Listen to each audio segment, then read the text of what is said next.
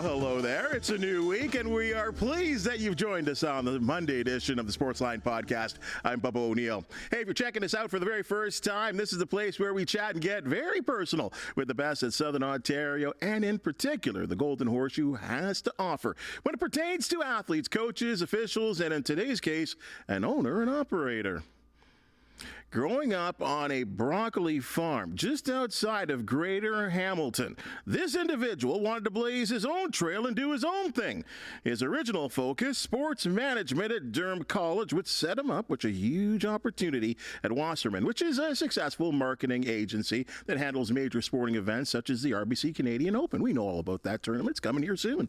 Hey, in a full circle career move, Barry returned to the business that his father made famous just years prior, and has made Copetown Woods Golf Course one of the most successful family businesses in the country.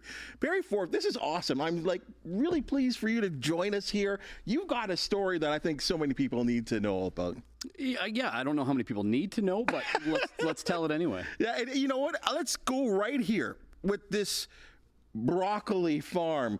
Wow. Is this something I had I've been to your course. I've known nothing about this. Berry brand ice broccoli. What is this all about? So growing up, my dad and uncle, they were business partners.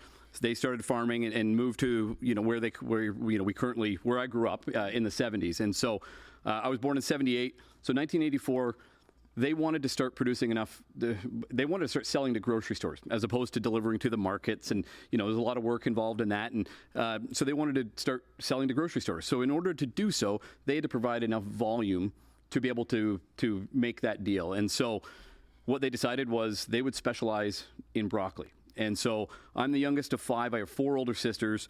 My name happened to start with a B, I guess, and so I was 5 at the time, and so that was the birth of Berry brand broccoli, and that was sold in grocery stores locally, in Southern Ontario from mid 80s up until when my dad sold the farm in 2014.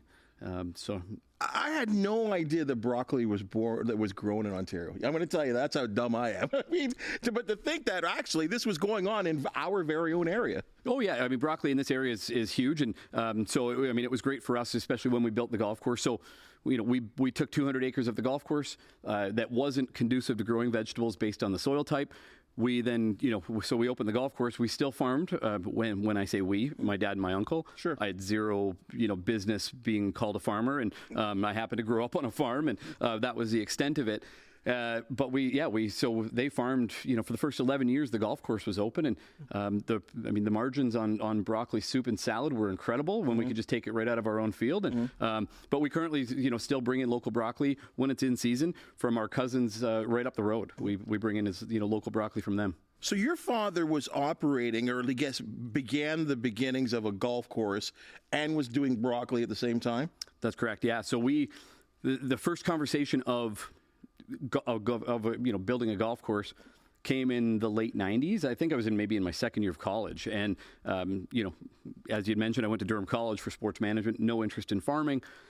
He brought the idea to me of, what do you think of this? So he had farmed his whole life.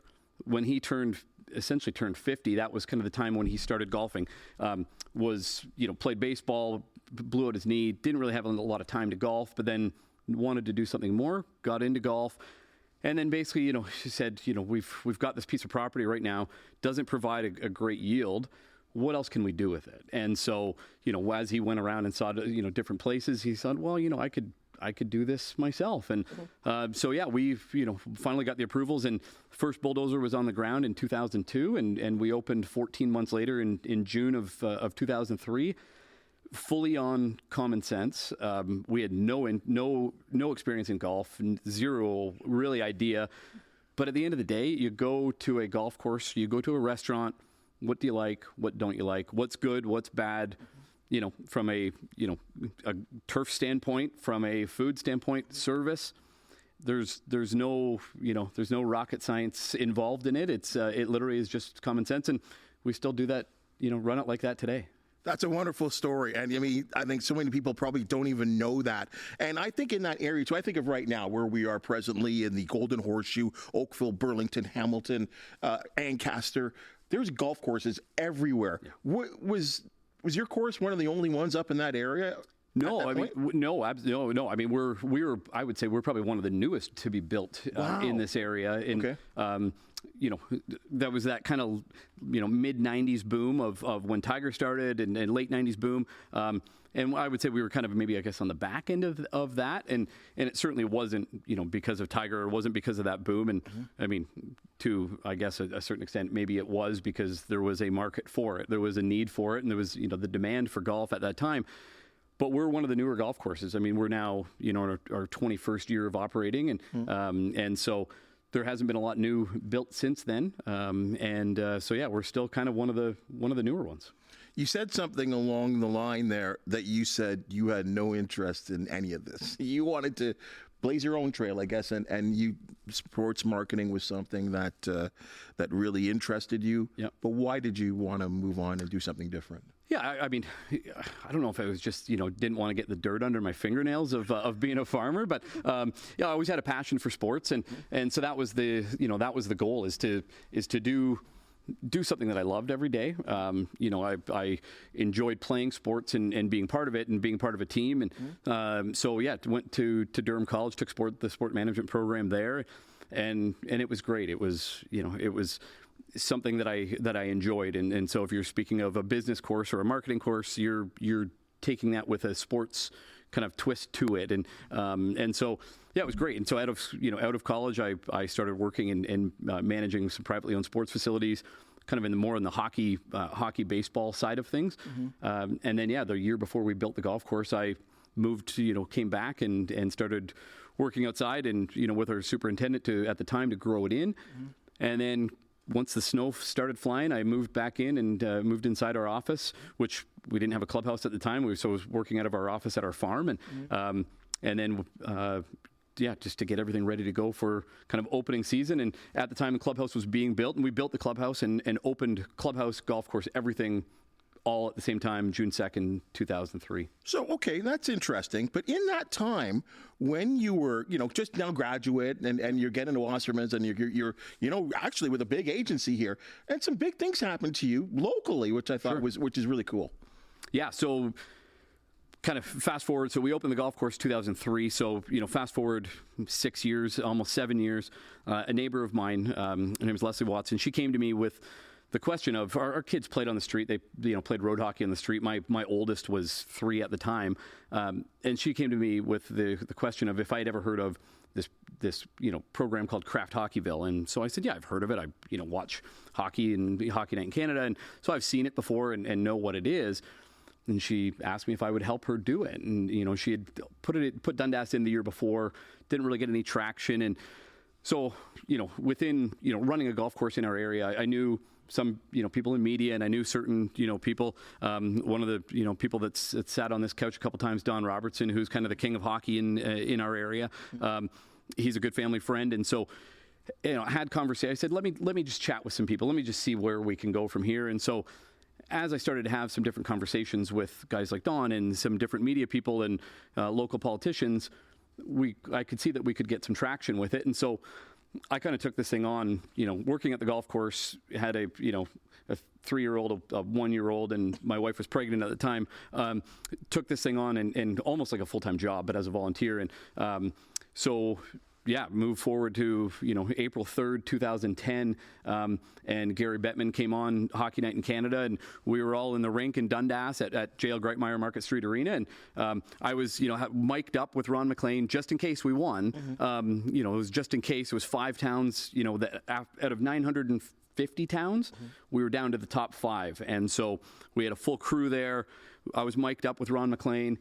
And yeah, Gary Bettman came on and announced Dundas, Ontario as the winner of Craft Hockeyville 2010, and which was, you know, probably the coolest thing that had ever happened, you know, to me in my, you know, that wasn't my career, but kind of what I wanted, what I loved doing. They never gave you a hint that you were going to win. We had no idea. No, when they started setting up all the lights and everything, I kind of had an inkling, you know, but it's like, oh, well, maybe they're doing this everywhere else. And all 5 were set up, you know, were, you know, shown on broadcast, and so you could see that, you know, everybody was like that. And now I look back at it now and think, you know, see the signs, the telltale signs of what could happen, and And yeah, so I mean, it was amazing. So we won that. So we won $100,000 for arena upgrades to JL Greitmeyer Arena, which at the time was on the closure list with the city. So the city had planned to close it, and then we gave them, 100,000 reasons to keep it open, along with what is probably the coolest part and the coolest experience for so many people is that we hosted the Sabres and Senators on September 28th, 2010 in a preseason game at Market Street, 979 seats. I counted every one. And it was the most incredible experience probably still the most incredible experience that I've been part of. And remembered for years. And, this week we've got, Don and his crew are hosting the Allen Cup Challenge. And, I mean, what stemmed from that, turned into a multi-million-dollar renovation to the arena. And my kids, my two boys played hockey there for the Dundas Blues all the way through. And, it was incredible. It was incredible. So, and that's great. I mean, and again, it's a reminder that all of that was volunteer work. And I mean, and obviously you were recognized in the community for all you did. And I think for you, that's got to be. Is it? I don't know if I won't put words in your mouth. It's special to be able to give back in your community. Yeah, absolutely. I mean, I grew up across the road from the golf course. I grew up out there, but I went to high school in Dundas, and my wife is from Dundas. And so, to do something in the community, it's always awesome. And if you can do something that you're passionate about and whatever, things people volunteer for or donate to, it's all amazing. And it's kind of what makes the world go around. But if you can do something that you combine your passion and something that you can kind of see come to fruition, but then you can watch your kids kind of take part in it. My oldest son, Declan, him and his friends, the very first time they were ever on the ice, so they were the year, the September that the Hockeyville game was played, the very first time they ever stepped foot on the ice was of the day before the Hockeyville game. And so, the fact that they were, that was their first experience in hockey, when you've got all these, all of this, the rink board sponsors on the, on the boards, and all the TV cameras set up and ready for a live NHL broadcast. I mean, that's whether they, remember that when they're 4 or not. That's a pretty cool experience to kind of say you're a part of. Absolutely. I mean, at my age, and I remember when this whole went down here, working here and getting down to the rink and thinking to myself, and Sabres have been my favorite team as a child, and to think that, wow, like these pro teams are playing in this little barn. Yeah. And then you're looking at the barn and you're like, wow. I mean, I remember it was a little dilapidated. It was kind of, like you said, it was ready to be done. Yeah. And to see the refurbishments, and like you said, and it lives today, the fact that we can host a national championship for men's AAA senior hockey right now for back-to-back years in this beautiful rink. It's a wonderful thing. So, hey, congratulations and thank you for all you did for your efforts there. Now, we had Brian Crawford here very recently talking about the RBC Canadian Open coming here to Hamilton. And you also had a part in 2019 at the last time it was here in Hamilton, which I thought was just a successful event. Yeah, absolutely. Yeah. So coming out of the Kraft Hockeyville experience and seeing, obviously working with the NHL and Kraft and the NHLPA, and they had an agency that was working on their behalf that was really kind of the go-to for anything. And they were that kind of that middleman and, middle person in between, orchestrating everything. And I remember speaking with one of them, and I said, "This is what you do? Like, what? How do I do this? Like, this is amazing." And so, it was that moment that, I had said to my dad, I said, it wasn't right away, but I'd said, like, it's something that I want to go and do. I want to try. I want to, and I didn't want to ever be the person of, he only works here because his dad owns it. I had no interest in doing that or being that person. And so knowing a couple people in the industry, I reached out and, was fortunate enough to start in 2013 at Wasserman, which is one of the biggest, if not the biggest now, global sports marketing agencies. And so started there in 2013 through 19, and specifically the last 4 years I was there, I was overseeing RBC's global golf portfolio. And so, which is huge. Which is huge. It's a massive portfolio. Obviously we know here locally the RBC Canadian Open as sponsor, the title sponsor of that. The RBC Heritage, which just actually was this past weekend, and then anywhere ranging between 16 to 22 PGA and LPGA players as ambassadors, and so managing really that whole portfolio. And so, so 2019 at Hamilton was amazing. It was kind of the first. So it was the first time that RBCX Music kind of tied in their music portfolio into the golf tournament. So to have a really cool, unbelievable concert element to the tournament was amazing. And Florida Georgia Line playing, which is it was a huge deal for people locally. So what it did, it kind of got it wasn't just golf fans. You didn't need to be a diehard golf fan to come to the event. You could buy a general admission ticket to the tournament, and that got you into the concert. So never before, I don't think that I ever see, people with belt buckles and cowboy boots at a PGA Tour event. But the day of Florida Georgia Line concert, that's kind of what you saw, and it was cool. It provided an entirely new element and maybe brought a bit of a new demographic to kind of to see how good these players are and how cool of an event it is. And for a lot of people going into the gates of Hamilton Golf and Country Club, where you drive by it on golf links and you kind of see through the ivy on the fence there, what it kind of looks like, but to get in there on that property and beautiful, see what it's like in a golf course that's 100 years old that still kind of stands up to obviously the best players in the world. And that had to have been a lot of fun because that music element, that's something that's never going away, which I think is so cool because you're right. And Brian said that, the fact that, there's going to be people that are golfers that want to see a rock concert, and there's people who want to see a rock concert, they're going to see some golf too. It's just a winning combination. And I think that's and you're bringing in some big names every year. It just seems to get bigger and bigger. And this year we got guys like Josh Ross with some local talent as well too. So I think that's just an amazing association and putting that together. Now, the part that really interests me is you're doing your own thing now. You've become a bit of a success here. And you're comfortable, but yet you come back full time to the golf course. What was the thinking there? It was always from the day that I first had that discussion with my dad, it was always, to go and do something, but always come back. And it was, obviously it turned into a passion for me to be able to, operate our own, family business. The fact that it was in golf, I kind of, I loved it. And so it was the time I spent away, it was traveling and going to golf courses, some of the best golf courses in North America that we would run events at, that whether it's an extremely exclusive golf course in, Jupiter, Florida, or it's Copetown Woods, there's a lot of things that you can do that, that you can do the same that don't cost any more. And there's a lot of things they do that do cost more that we're not even going to attempt. But, so it was, the nice thing was to be able to kind of bring some of those ideas back. And so the plan to come back was always there. It was just, what is the right time? And it just seemed to be the right time. And, timing is everything, they say. And it couldn't have worked out any better for me personally. And I think the golf, our golf course. So as I left, it was December 2019 that I made my return. So kind of getting everything ready to go, planning for, opening 2020, and then COVID hits.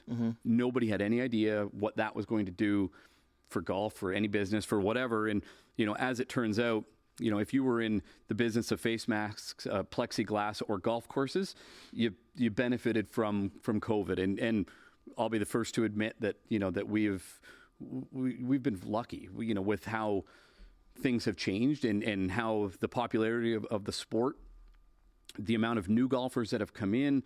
At the time, it was one of the only things you could do. And there was a period of time in the first, 2020 and 2021 where we, even as golf courses, couldn't open. We had to stay closed for a month. And but as people started playing more golf, new golfers coming in, existing golfers, that were playing more, and so that made us extremely busy. And I think as an industry, we've definitely been lucky for it. And and I think for the most part, from other golf courses and golf course owners, I think everybody understands that and haven't gotten greedy.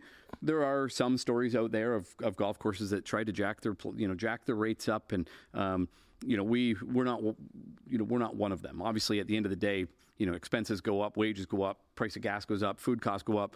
Things have to evolve over time, and we have put our rates up a little bit over the last few years, but not to the extent of we haven't priced ourselves out. We're not pricing anybody out of being able to come and play Copetown Woods. That's reality, right? Like that's a reality where we are right now. I mean, like it's $7 for a head of cauliflower now, right? Like, right. I mean, that's just reality, the way life is right now. And I think about, you brought up COVID, and I thought it was so interesting because this is where I really started to notice you on social media. Like, I'm not saying you were attacking the provincial government, but you were letting the public know some things that you thought were fair and not fair. Yeah, and kind of the way I've approached things since I came back to run the golf course, completely open and honest and fully transparent about everything that we're doing and what I think was the things that we were going to do to be able to provide a safe experience for people during COVID. We were crossing everything off. We were checking all the boxes of making sure that we were doing everything, and obviously being outside, we felt I'm not a doctor, not even close to being smart enough to be one, but we operate on common sense, and so the things that we were doing was to really kind of build off of that and again create a safe experience. And so one of the things, one good example of some of the things that we were doing is outside of communicating that to, not speaking to the government because they probably don't pay attention to little old Copetown Woods, but at least making our golfers understand what we're doing, right? And how we're going to make it safe for them. But during that time period where we weren't able to open, the one thing that you could do is that you could get takeout food. You're allowed to go and pick up takeout food from restaurants or what have you. Locally within the city here, the municipal golf courses, the city was allowing people to use King's Forest and Shadoke as green space. So if you want to go out and walk and enjoy the green space, great. Right. So I said to my chef and superintendent, we've got both. So why don't we run picnics? So we did for 2 weekends in a row.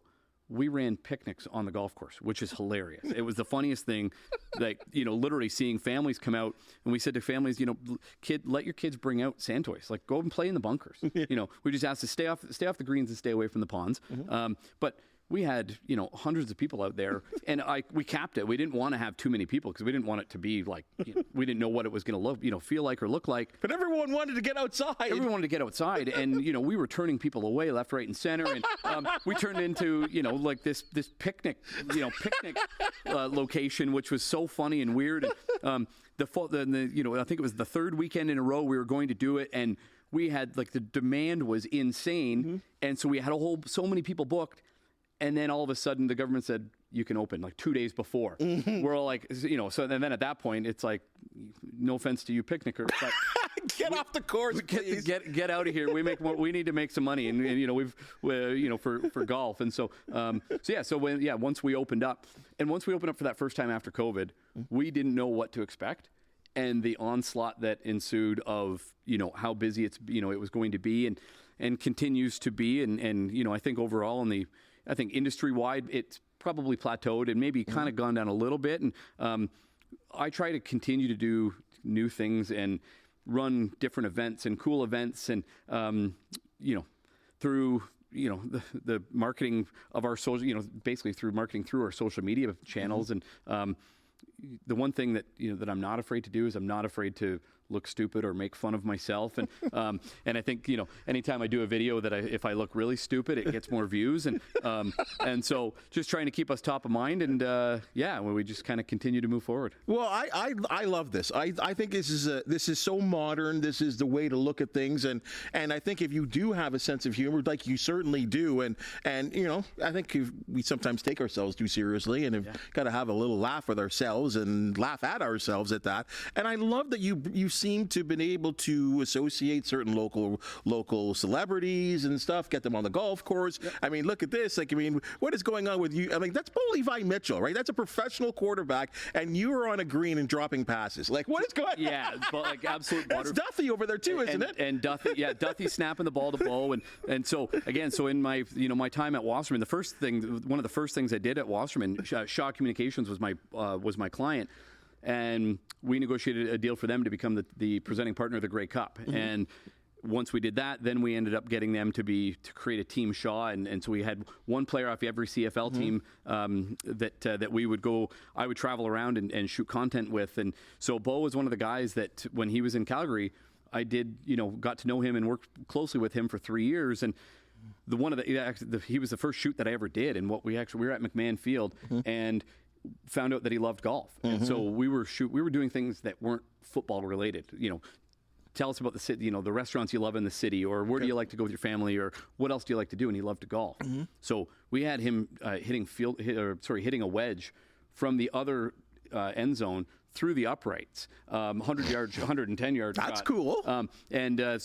So when the announcement came that he was coming to Hamilton, I sent him a note and I said, man, I know you love golf, and we're 20 minutes from Tim Hortons Field, so would love to have you out. And so anyway, so he comes out and plays, obviously in the off season, and he comes out and plays, and he's been out a couple times already this year. He's good. Really, already? He's a good player. Is he good? He's a good player. I mean, I don't know that he's going to make a career out of it. Yeah. But he's good. And so to have guys like him out and have some fun with, and it's good. Well, and all those guys that I've heard, I mean, they always talk about your golf course as the course to go out there, and I think that is just so amazing. And I often wonder, I wonder if it's a social media engagement that has gotten the interest of so many other people to say, hey, go to Copetown. A lot of my friends, you've got a couple of friends of mine that are members as well too, that they love your course, and that it's they say it's a big time. It plays big. It plays like pro style, but yet there's this sort of hometown feel to your course, and I don't think you can make that up.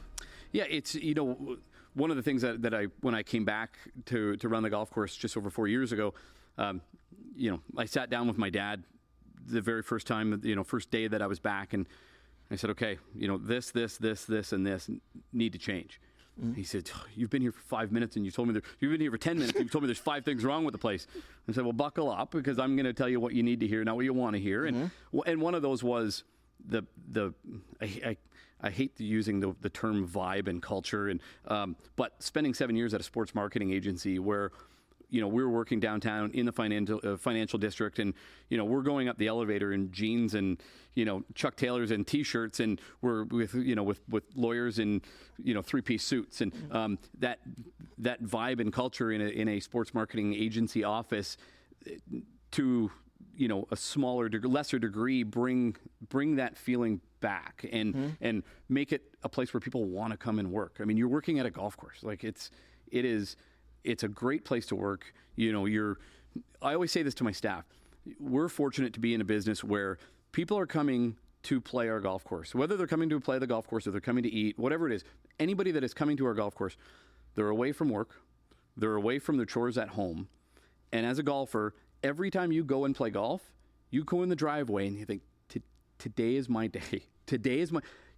I might get a hole in one today. I'm going to shoot my best score today. Yep. Now they're going to go out and triple bogey the first hole, and they may be a terrible. I don't care. It doesn't matter. But I say to my staff, they come in with that feeling and that excitement to be at our golf course, at our business. If we can leave them feeling just as good or better, then we've done our job. And so everybody's coming in, and it's the easiest job in the world because everybody's excited. They're so happy to be there, and especially now we're in April. I mean, it could there was ice pellets hitting people in the face on Saturday, and we had 180 golfers playing. Like, I mean, I don't pay for golf, and I wouldn't play, but they want to be out there. More power to them if they want to be out there. But so that feeling of just, and it's not Mr. O'Neil. It's Mr. O'Neil, welcome to Copetown Woods. And there are places that do that, and there are times and places that you can, that makes sense. That doesn't make sense at Copetown Woods. We're not trying to pretend we're something that we're not. We're a public golf course that we built on a broccoli farm that we run based on common sense. And it's not Mr. O'Neil, welcome to Copetown Woods. Bubba, great to see you, man. Hey, listen, out of bounds to the right of the first hole. If you lose a sleeve, come back in and see me, and I'll sell you another one. Right? It's that conversation, and I can have that conversation easier, said like that than others. But there's a lot of the turnover in our staff after we made some changes after the first year I was back, and the percentage of turnover has never been better. We have some of our servers, girls that work in our restaurant. and patio that typically that's a 1 or 2 year job, and then they kind of move on and do something else. We have a lot of them that are back for their 4th year now. Wonderful. And our management team that we kind of, added some pieces to when the first year that I was there, they're still with us. And so when you get that, you give people a great feeling, a great place to work.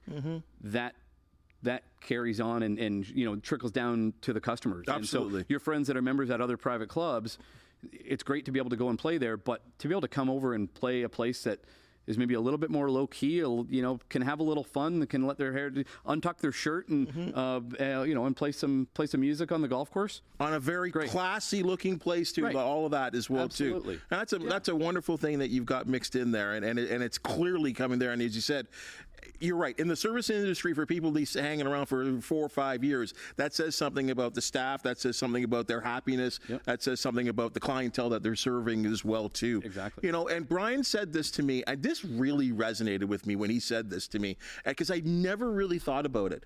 Golf is the only sport, the only one you can play when you're 10 or if you're 90. Yep. I never kind of put that together. Yeah. And I mean, and you could get people coming to your golf course for 50 years. Yeah.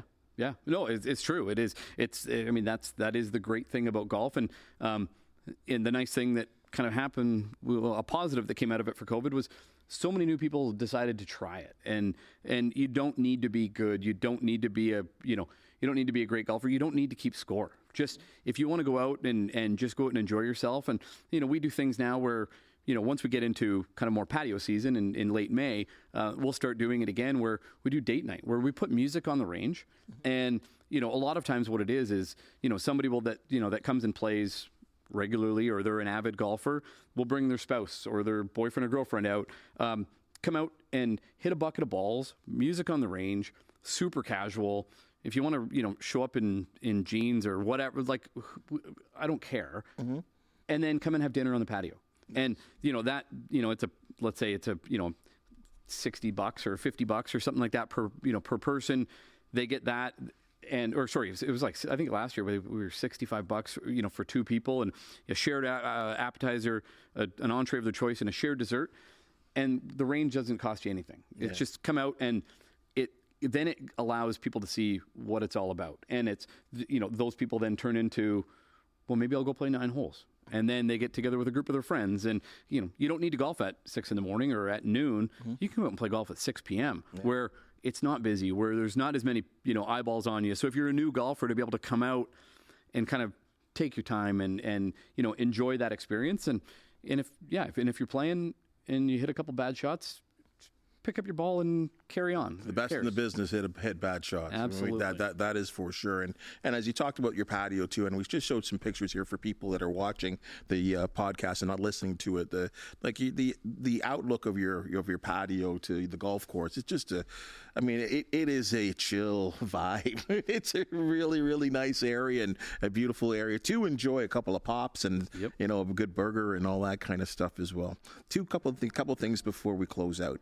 Let me throw you the pro golf question of the century, or what we're going on right now. I mean, what are your feelings on the LIV and PGA Tour situation right now? Yeah, so I'm gonna take this from kind of my level of golf and where I kind of sit in the industry, and I'm fortunate that I left doing what I was doing at Wasserman, managing RBC's golf portfolio prior to any of this stuff happening, because I'm glad I didn't have to deal with it. But from where I sit, let me say, from a fan, I'm a PGA Tour guy. I think it's a better product. I think, LIV, obviously, they've got some amazing players over there. Not a fan of the shotgun tournament, the shotgun format, and kind of how they do that side of the, that way of, of format. But from a guy that is, running a business in the golf industry, I think it's been good, because it's front page news. It's anytime something big happens, there's more discussion of golf. And if there's more discussion of golf, then that's more golf in people's heads. It's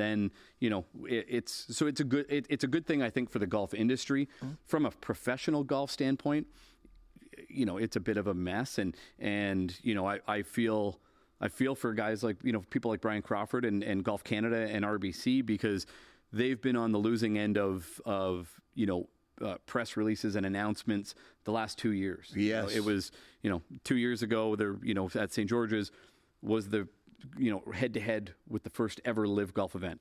Last year, they make this announcement, during the week of the Canadian Open that, they're going to join back together again. And I mean, I don't know that anybody knows what's going on. I think at the end of the day, I feel like they're going to come back together. Mm-hmm. What that looks like, I have no idea. And I think from again, feeling bad for RBC and other sponsors. I mean, the worst thing in the world is that, Live has endless amounts of money. And so it's raising purses, it's raising, everything up. And, a company like RBC, who should be commended for having two title sponsored events, there's only so much that, they're a massive bank. Yeah. There's only so much they're going to put into golf, right? And there's other sponsors that, they're going to have trouble, getting sponsors to be able to put up enough money, to be able to make these purses large enough, to be able to keep the players sticking around. Right. But it's, at the end of the day... Because if Rory, after all he did to protect the PGA, mm-hmm. and, those stories were out there about the $850 million, yep. like, had he become the biggest turncoat in sports ever, yeah. I couldn't blame him. $850 million, if that was the number, is $850 million.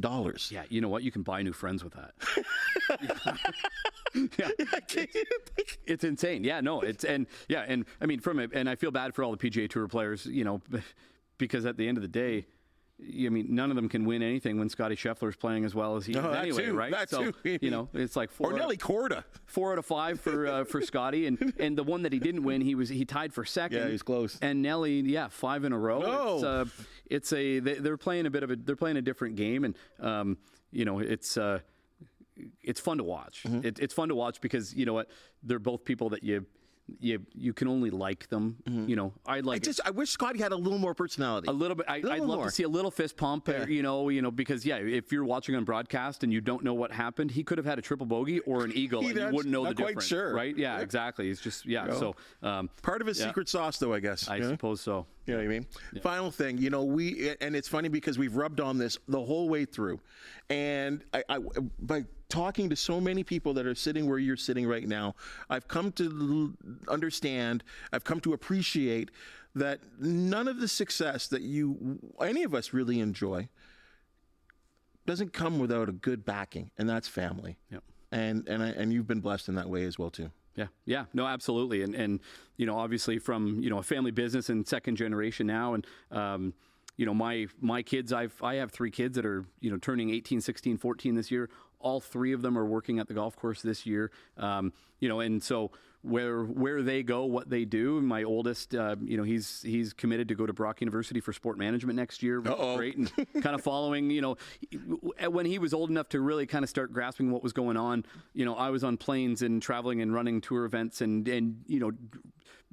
hanging out with athletes and running these cool different things. And so I get it. He's like me. He's unfortunate for him, he kind of looks like me too. But he's got a passion for sports, and so he's going to go and doing that. And but the one thing I won't do is, and a lot of people have asked me, is he's worked the last almost 4 years in our back shop managing the golf, doing golf carts and driving range and that. So this year he's working up in the pro shop, which is great. And so a lot of people are, is Declan going to, is he going to kind of be next in line, which, is he going to take over? I'm going to take over. Like, I haven't even taken over. I'm still just an employee myself. And but I said, I want him to go, and all my kids, I'd love for them to go and do what I did, and go and find something that you're passionate about. And if it's what you do and what you love, and you want to come back, great. But go and do. I've been lucky to be able to do something, that I love all the way through. And and that my wife Terry Lynn, she was at home dealing with 3 little kids, and I'm doing this, that, and everything else, and so that obviously from the the business side of things and being able to kind of take what my dad and my uncle built and carry that on and continue that on. But yeah, it doesn't come without the backing of my wife at home and her support to be able to allow me to go and do these things. And so yeah, it. All of that makes the world go round, and it makes it a fun place to be. That's got to be pretty cool, because I'm sure your dad sat there and said, okay, the things that Barry said that maybe needed to change, maybe he was right. No, he may think like that now, but what he definitely does think is that both him and my wife share the same thinking. My wife, she stopped. She doesn't even follow Copetown Woods on Instagram anymore because she's embarrassed of half the things that I do. And I get the same thing from my dad every once in a while. So, but I say, for him, as long as the parking lot's full, he's not going to say anything. So. Barry, this has been really cool. Congratulations and continued success. Can't wait to get out there. Can't wait to, again, I don't know how good I'm going to do, because your course is not difficult, but it's challenging for someone like myself. But to get out there and enjoy, as you said, golf for what it should be enjoyed for, I'm looking forward to it, and I hope you have a great season. I appreciate it. Thanks for joining us. Okay, man. All right, folks, that's your Sportsline podcast for the day. And as you've just seen and heard, we love talking sports with folks who are making a difference in our area. If you do know of an athlete, team, or event to promote, the Sportsline podcast want to hear from you. Please hit that thumbs up, like, and subscribe button. If you do have something to say, please comment. For the wonderful people that make the Sportsline podcast possible, thank you so much. Hey, we'll see you tomorrow.